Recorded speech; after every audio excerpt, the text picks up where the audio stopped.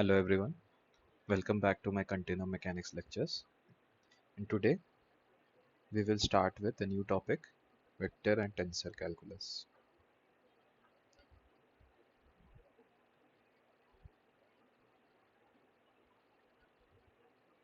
So in the previous lectures, we have seen vector and tensor algebra. So now we will see how, as I had mentioned in my first lecture, that continuum mechanics is a theory of fields. So we work with quantities which depend on space, depend on position and time. So naturally that brings into question how those fields change with position and with time. So the derivatives and so basically calculus comes into play. So we'll start with defining position vectors in terms of the vectors in terms of vector algebra and tensor algebra we have seen before. So we start with the Euclidean point space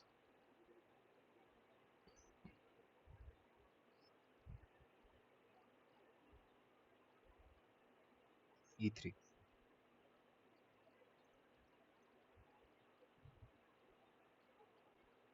So the points in E3. So every point in E3, so suppose X and Y, can be associated with position vectors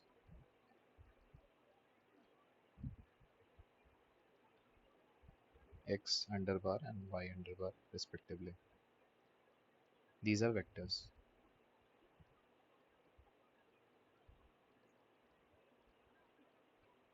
Then according to our rules of vector spaces, the vector X minus Y also belongs to E3. So if you put it in a diagram, so suppose we have a three-dimensional, this is E3, three-dimensional Euclidean space, and X, Y, and 0 belong to E3. So let's say 0 is the origin of the 0 is chosen to be the origin of the Euclidean three-dimensional Euclidean vector space. So let's say there are 2 points X and Y. So the position vector can be shown as this. This is X, this is Y, and this vector is X minus Y. So this is a point X, this is a point Y. So X, the vector X is a vector from the origin to the point X. The vector Y is a vector from the origin to the point Y, and X minus Y is the position vector of X, of the point X relative to point Y. So X can be so as we have seen that X minus Y also belongs to E3. So X can be written as X minus 0. This belongs to E3. Just for completeness, I am mentioning this. Y is equal to Y minus 0, E3. So these are also relative positions. So if we have chosen a reference point to be the origin O of the 0 vector, so the point X can be represented with a vector going from the reference point to the point X. So if we take the orthonormal basis E1, E2, E3, the right-handed orthonormal basis, then we can write X as Xi, Ei, and Xi here are called the Cartesian coordinates.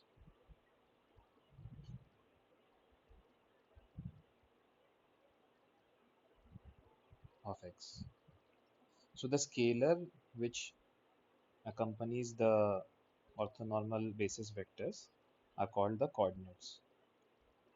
A basis, as we have seen, can be anything, any three vectors, linearly independent vectors, which are orthogonal to each other, and the unit vectors can be represented, can be used to represent the three-dimensional Euclidean space.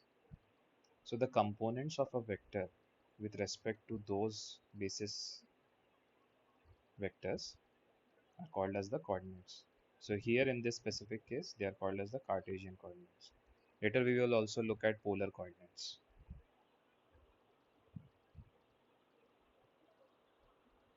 So as I've already mentioned before, that our concern is with fields.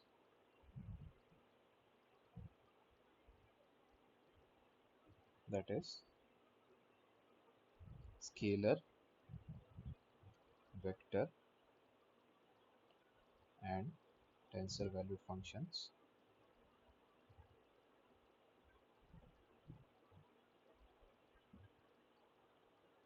of position x and possibly time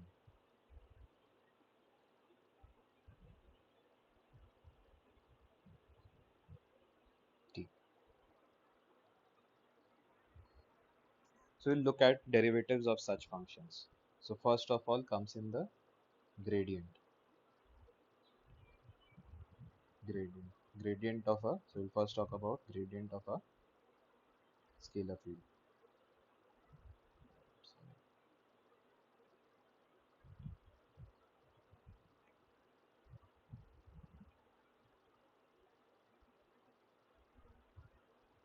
So let's say the function is given as phi of x, which goes from E3 to the set of real numbers.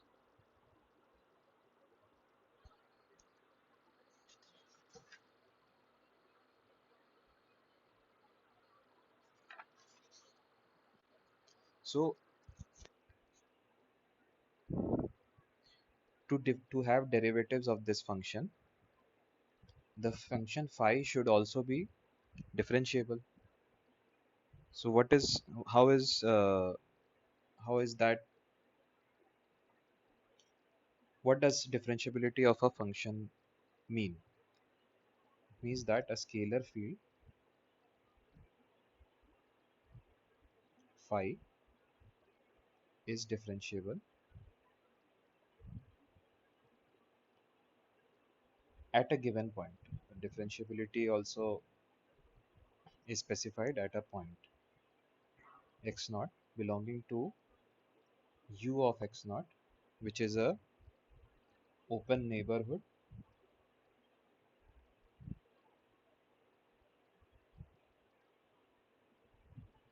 of x naught in E3. So so we have a so say we have a region of E3 and this is x naught. So an open neighborhood would be a space, small space, infinitesimal space around the point, which contains the point x naught. So a scalar field phi is differentiable at x naught.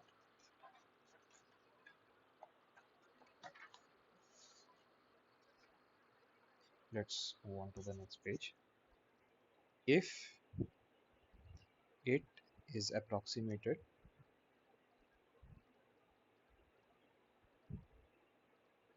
by a linear function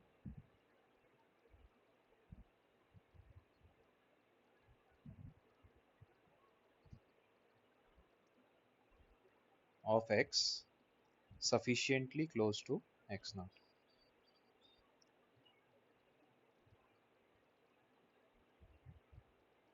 That is, if there exists f naught, sorry, this is not a vector, this is a scalar because we are working with scalar functions. f naught x minus x naught going from E3 to a set of real numbers which is linear such that phi of x can be written as phi of x naught plus f naught x minus x naught. This is a linear function plus order of mod x minus x naught. This function is defined as, so order of some epsilon divided by epsilon tends to 0 as epsilon tends to 0. That is, order of this function, order of epsilon, is of a smaller magnitude than epsilon. So here it means that this function order of mod x minus x naught is of an order smaller than x minus x naught. The linear term already has some only one power of x minus x naught, and these have higher powers of x minus x naught, and that is so infinitesimal that the higher powers can be neglected with respect to these uh, phi of x naught and f naught of x minus x naught. So we had seen before in vector algebra that from the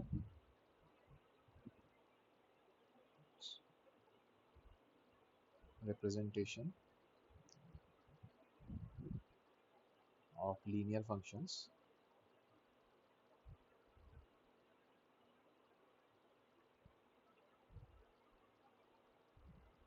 there exists a unique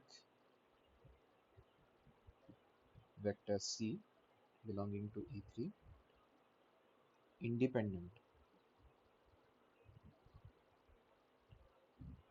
of x minus x naught such that f naught of x minus x naught is C dot x minus x naught.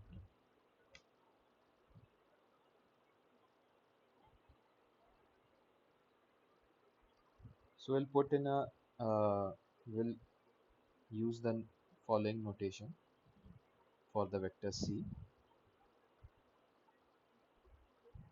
that C of x naught, or C rather C at x naught, is gradient of phi at x naught.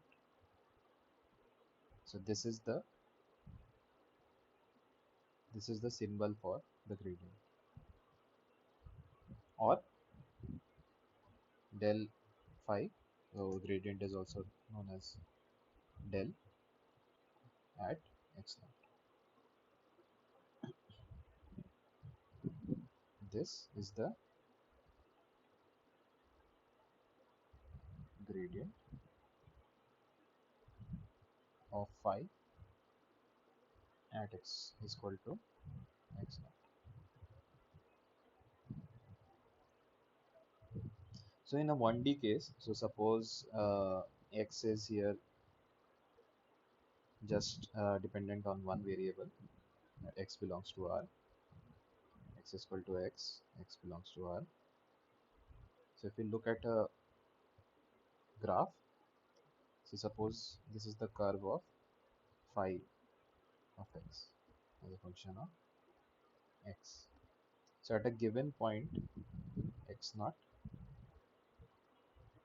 this function can be represented in this small neighborhood as a linear.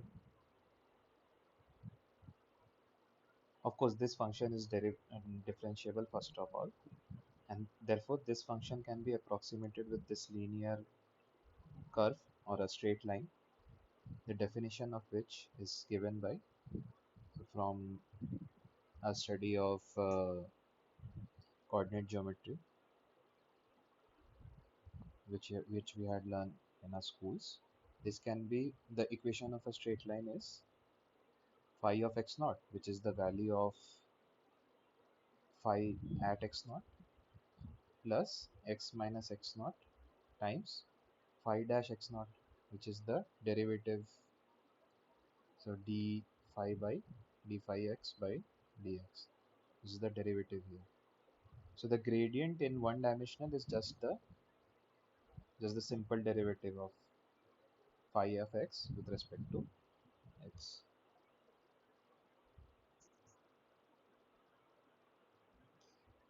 Let's come to the directional derivative.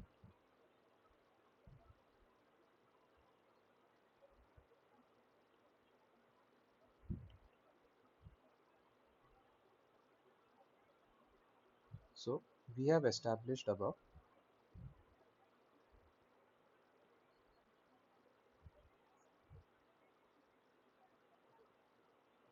that phi of x naught plus su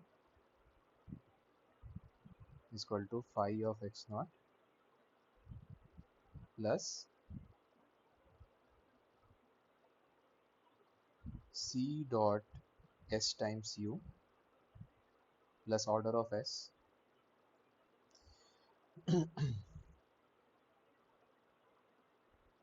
C dot su can be written as s c dot u. Therefore, this implies that c at x naught. Here c is the and as we are looking at the point, looking at the function at the proximity of x naught, c is the value of the gradient at x naught. Therefore, c of x naught dot u is limit s tending to 0 phi of x naught plus su minus phi of x naught by s.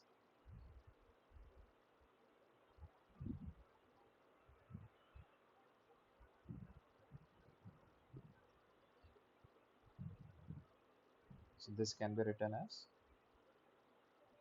d of f of s by ds at s equal to 0, calculated at s equal to 0, where fs is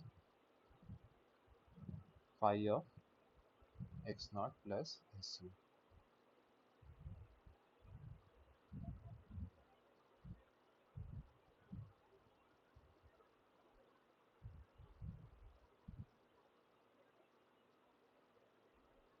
So uh, let's take let's see how this definition can be used. So suppose we have, uh, for example, u is e1, then what would be c naught dot u? At c of c at x naught can be written as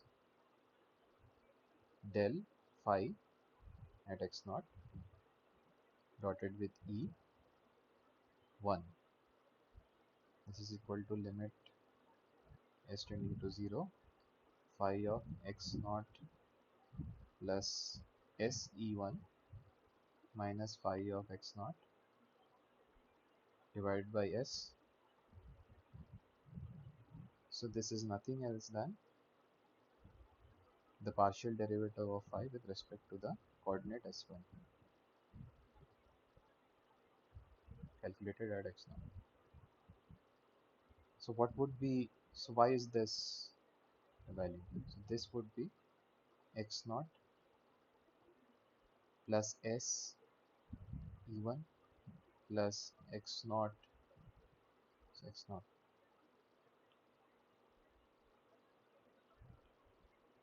x naught 2 e2 plus x naught 3 e3. So only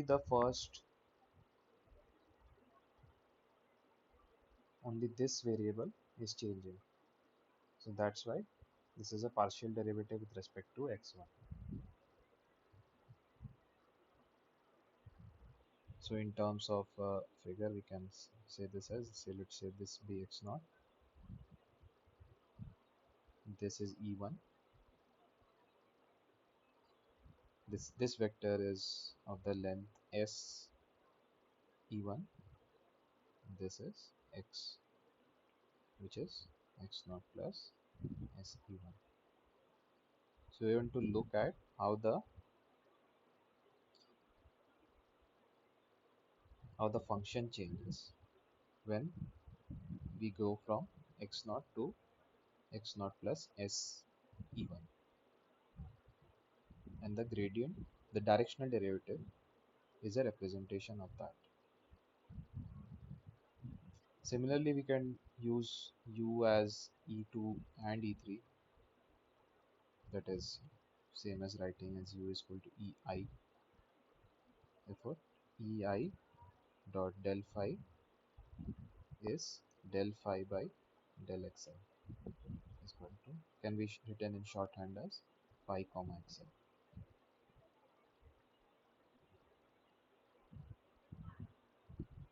So what is this representation? From our vector algebra, we know that this is the components or coordinates of the vector del phi in the ei basis. That is, if a vector is written as vi ei, then vi is equal to v dot ei. Therefore, in the ei basis, del phi can be written as phi comma I ei. That is del phi by del xi ei.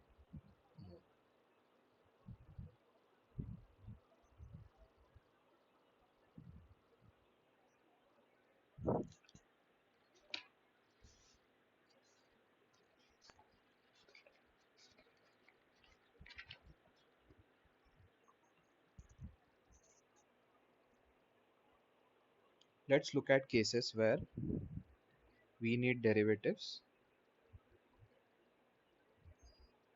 along paths, or rather parametrized paths.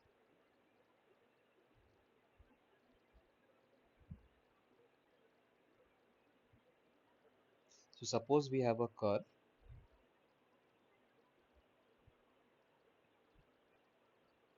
and it is parameterized, so this is x0 and this is x1. The curve goes from x0 to x1, and this curve can be represented as a function x of u, where u is a scalar. So let this be u0, this is u1, and at a certain point x is equal to the position vector x is as a function of, given as a function of u. U belongs from, goes from u0 to u1.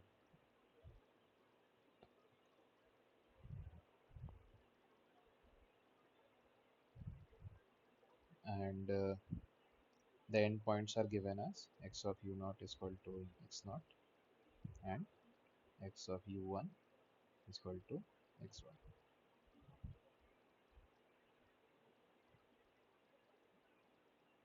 Let these points x1 and x0 be very sufficiently close. Then we can use our definition of gradient to write. Let's put it out there. So consider x0 belongs to E3 and x1 belonging to E3 sufficiently close to x0. Then we have phi of x1 is equal to phi of x0 plus del of phi at x0 dotted with x1 minus x0 plus order of x1 minus x0, mod of x1 minus x0. So considering the path xu belonging to E3,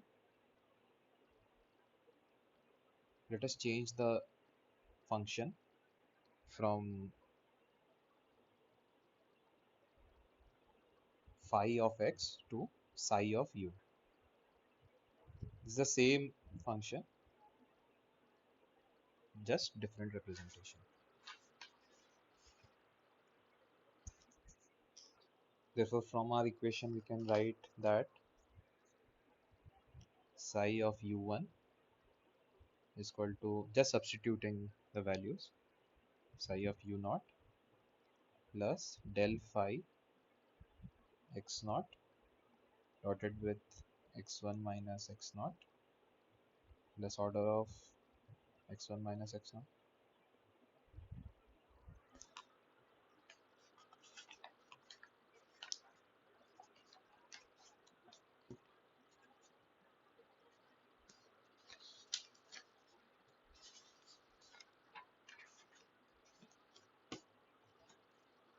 Now, if the function phi,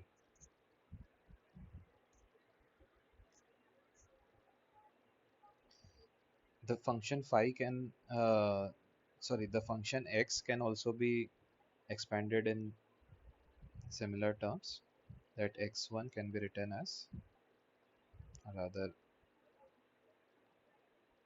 yeah, it's x1. x1 can be written as x naught plus x dash at u naught into u1 minus u naught plus order of u1 minus u naught.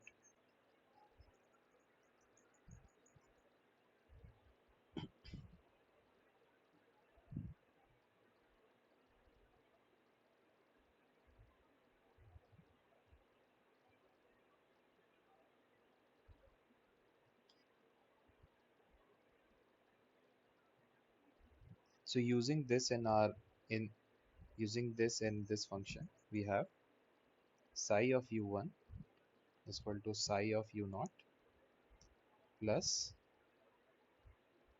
del phi of x naught dotted with x dash, where x dash, sorry, I forgot to mention what's x dash. X dash is nothing but dx upon du, the derivative of the position vector with respect to u. Is there a tangent? It's a tangent to this curve at u. This is dx by du. So coming back to our expression, this is u naught times u1 minus u naught plus order of u1 minus u naught.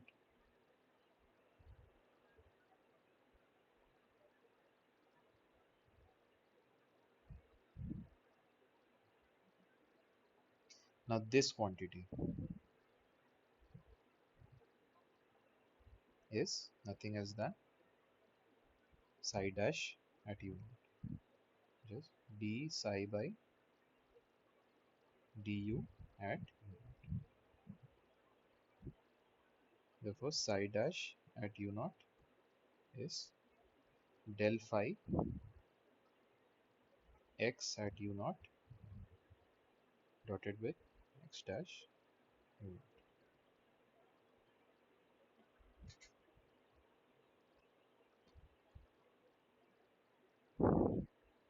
This is nothing but the expression of the chain rule, that is d phi by du is gradient of phi dotted with dx by du.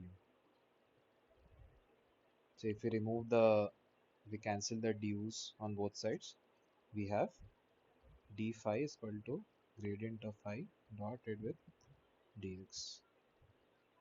This is a very important result. So we'll look at some examples.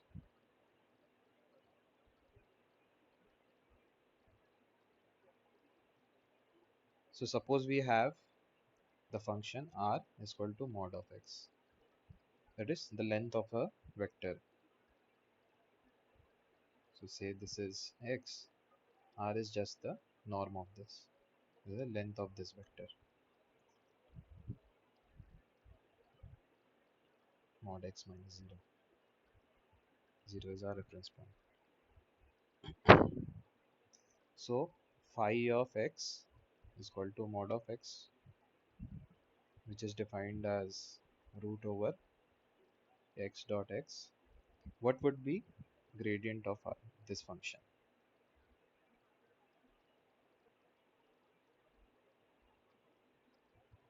So r square can be written as x dot x,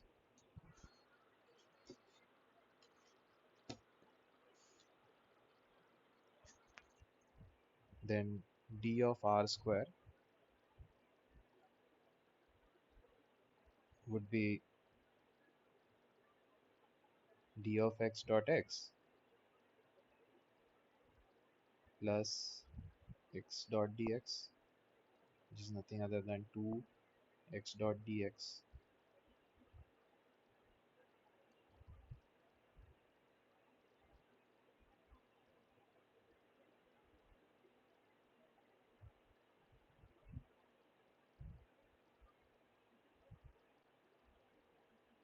Therefore, going by this definition, d of, let's go on to the next page, d of r square, that is d of phi. Let's say phi is now the function r square. Let's say it's some other function phi, psi of x is equal to r square. That is d of psi is gradient of psi dotted with dx, and we have d of r square as what was it, 2x dot dx, 2x dot dx. Therefore gradient of r square is 2x. Now how can d of r square be written? This can be written as 2r d of r. Now, and d of r, which is our original function phi, can be written as 2r del r dot dx. Therefore, and the left hand side, this function can be written as gradient of r square dot dx. Then what does gradient of r become in terms of gradient of r square? This implies that gradient of r square is 2r gradient of r. So we already have gradient of r square. Therefore, 2x is equal to 2r gradient of r. Gradient of r then becomes x by r, which is nothing but x by mod of x. So it's the unit, gradient of r is the unit vector in the direction of x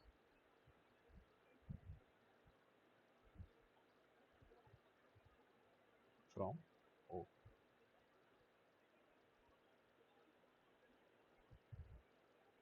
Another way this can be computed is using the idea of the directional derivative. That let's say del r, we compute del r dot u. So what is this? This is d by ds of r of x plus su at s is equal to 0, calculated at s is equal to 0.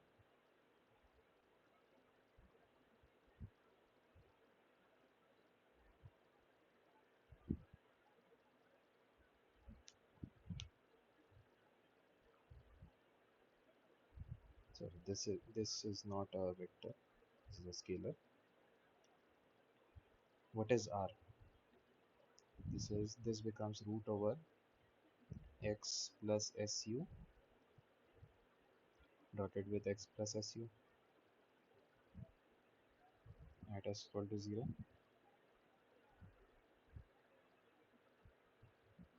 This can be written as the square root taken out, or using the chain rule rather, 1 by 2 r x plus su, r is a function of x plus su, d by ds of the square root removed, x plus su dotted with x plus su.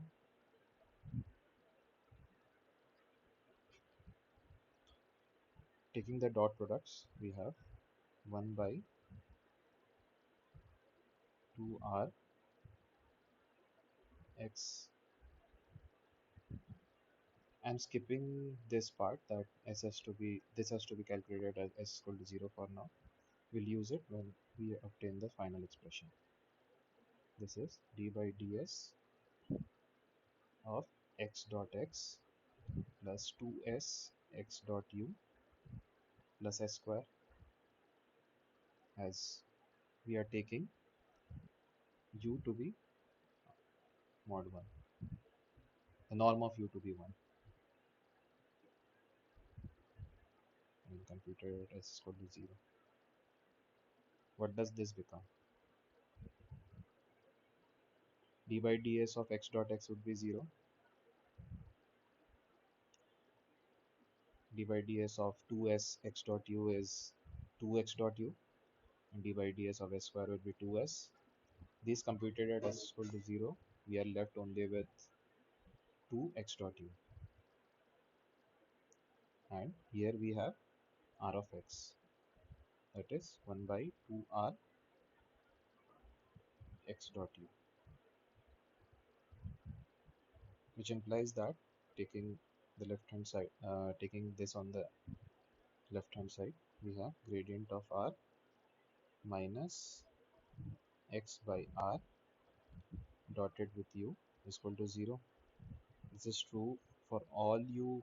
We have had no limitation on u, so this is true for all u belonging to E3 with norm equal to 1. Therefore, del r is x by r, or x by mod x. So achieve the same result with the directional derivative as well.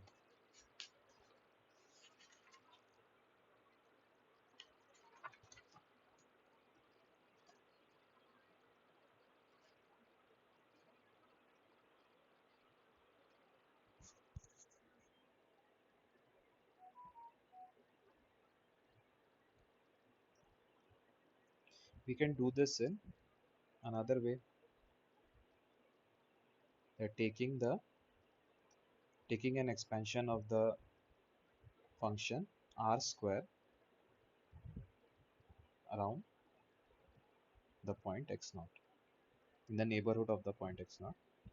This becomes del of r square dotted with x minus x naught plus order of, or x minus x naught.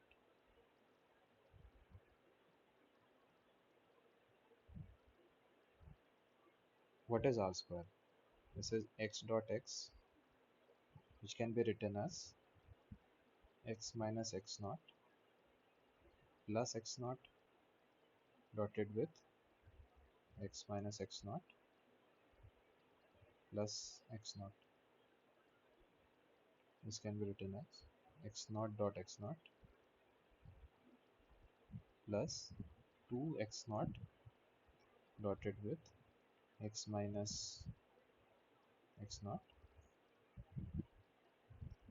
plus mod of x minus x naught square. This is of the order function of x minus x naught. For sufficiently close x to x naught, this would be negligible as compared to the first two terms. So according to our representation of del r square, this becomes our del r square at x naught. So for a general point x, del of r square becomes 2x, and from our representation of dr square is equal to 2r dr, and this being del of r square dot dx is equal to 2r del of r dot dx.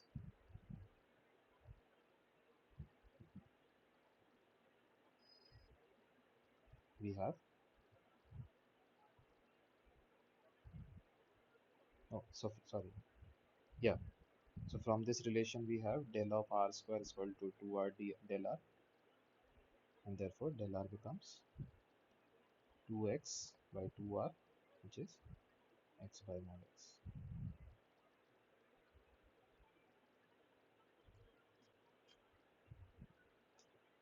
Now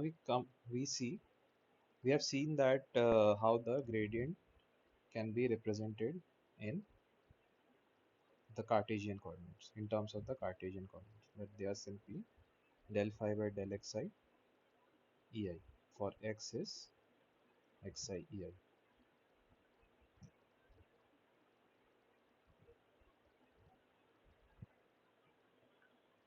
Now we'll see what happens to these derivatives when we use polar coordinates,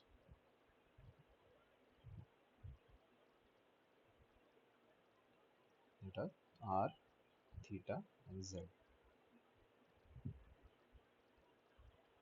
The orthonormal basis for this is er, e theta, k cap.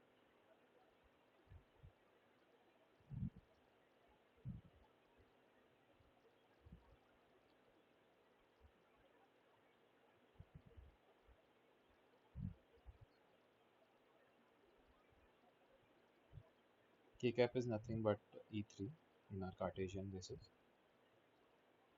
So how is this represented on a diagram? So we take a,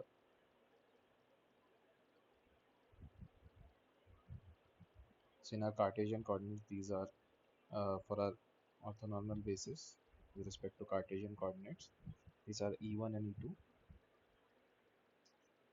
So this is ER as a function of theta. So for a given theta, this would be ER. So for a different theta, let's say this one, this would be our ER. Let's say this is theta dash, and this is theta dash. And what would be E theta? E theta is perpendicular to ER. This is E theta, as this is also a function of theta.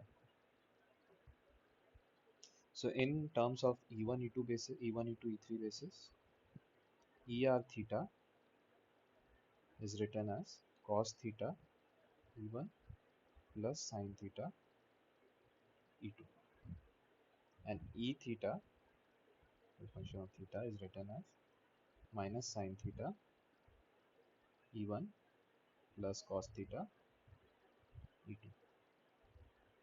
This can be seen that this is nothing but del of del theta of ER theta, or d by d theta, because ER and E theta are only functions of theta here.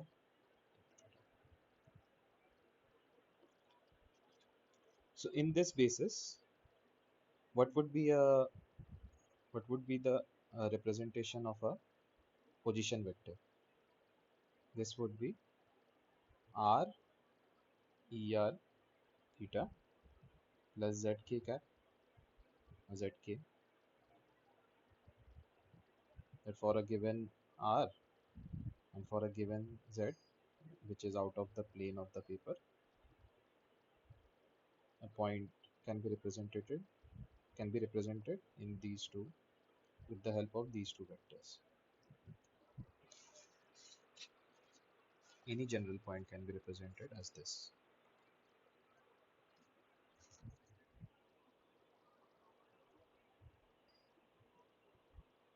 So if we consider a scalar function of the position x, this would be dependent on the three variables r, theta and z,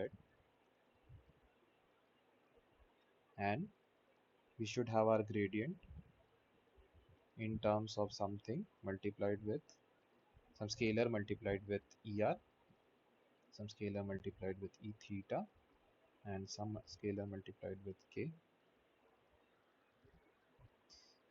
We know that d phi is del phi dotted with dx. X is r er theta plus zk. What would be dx then? Dx is taking the derivatives of all the functions which are dependent, which are not constant, which are variable. This would be dr er theta plus, using the chain rule, r times del by del theta of er theta d theta plus dz k, which is dr er theta plus r, as we have seen before, del by del theta of er theta is e theta, r d theta e theta plus dz k. Now d phi can also be written in terms of partial derivatives with respect to r, theta and z as the following, that this is del phi by del r dr plus del phi by del theta d theta plus del phi by del z dz.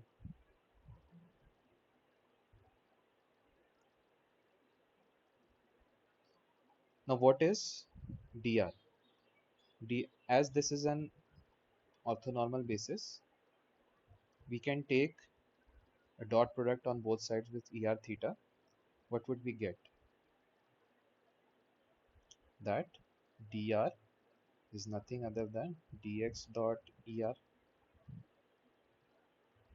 Similarly, d theta is 1 by r dx dot e theta, and dz is dx dotted with k. So using these expressions in place of dr, d theta and dz in the expression for d phi, we have that d phi is equal to del phi by del r er dot dx plus 1 by r del phi by del theta e theta dot dx and del phi by del z k dot dx. If we take dx out, the dot product with dx out, we have del phi by del r er plus 1 by r del phi by del theta e theta plus del phi by del z k dotted with dx. What is this? Gradient of phi dotted with dx. Therefore, gradient of phi in polar coordinates is nothing else than del phi by del r er theta plus 1 by r del phi by del theta e theta, sorry, the function of this is also a function of theta, plus del phi by del z k. So we have obtained our gradient in terms of the polar coordinates.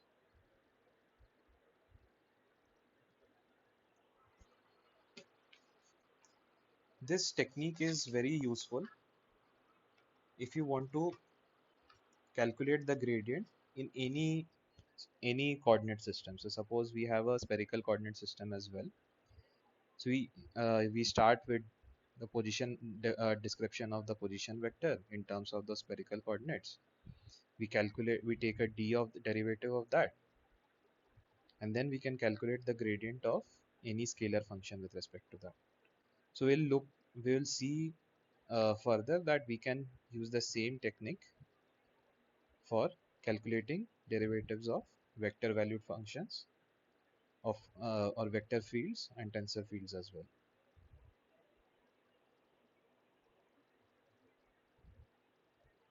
You don't have to remember the formula. In other books or in other lectures where I have seen this taught, they always write down the expressions. They don't focus on how these expressions can be obtained, an easy way of how they can be obtained. They just write down the formula. So this I have shown is a very easy way, very uh, easy to understand way of how to obtain gradients, derivatives in different coordinate systems. Next, we will look at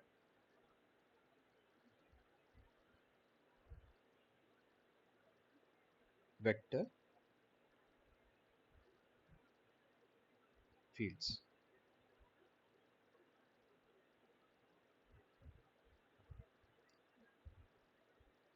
So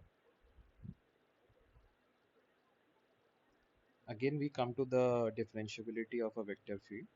So we say that a vector field v as a function of x is differentiable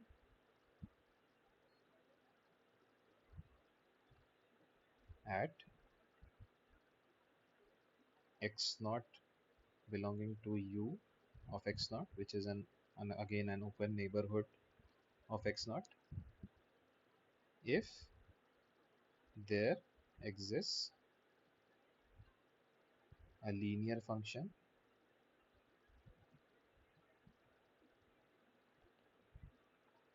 f naught. Now this is a vector x minus x naught going from taking input from E3 and giving us vectors in E3 such that v of x is v of x naught, v at x naught plus f naught x minus x naught plus order of mod x minus x naught.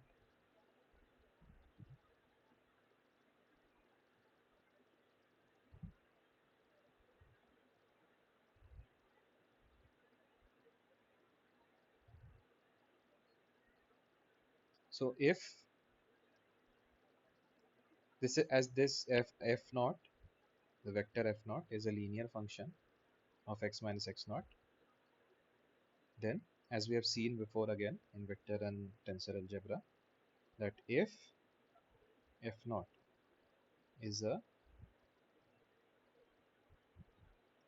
linear function of x minus x naught, then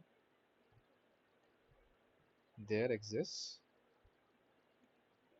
a unique tensor L such that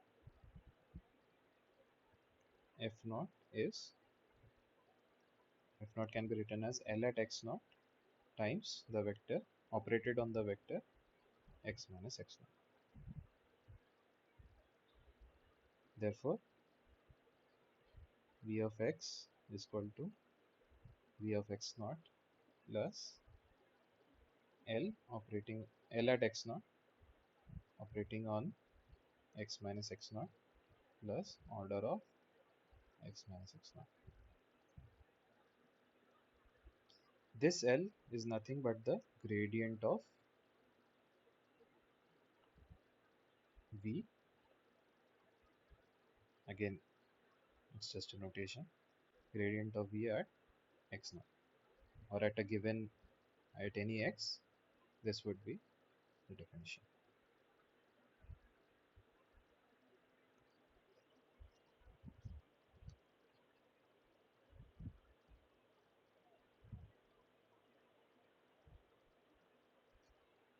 Again, as before, as we saw in the scalar function of scalar fields, we can show that directional derivative of v, of the function v, vector valued function v, can be written as limit s tending to 0 1 by s v of x naught plus su minus v of x naught.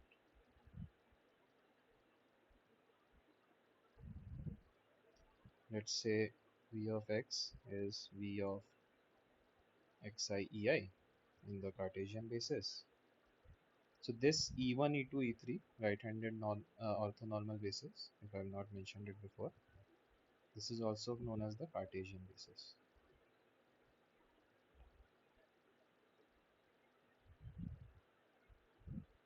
This can be taken to be the function of xi's x1, x2, x3.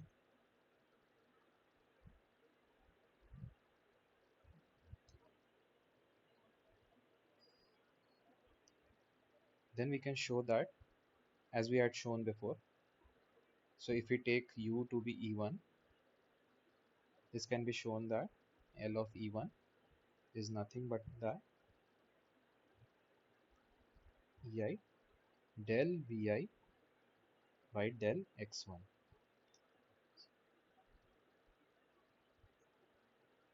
So in general, L acting on EJ is Vk comma j, that is Vk comma j Ek, that is del Vk by del xj Ek.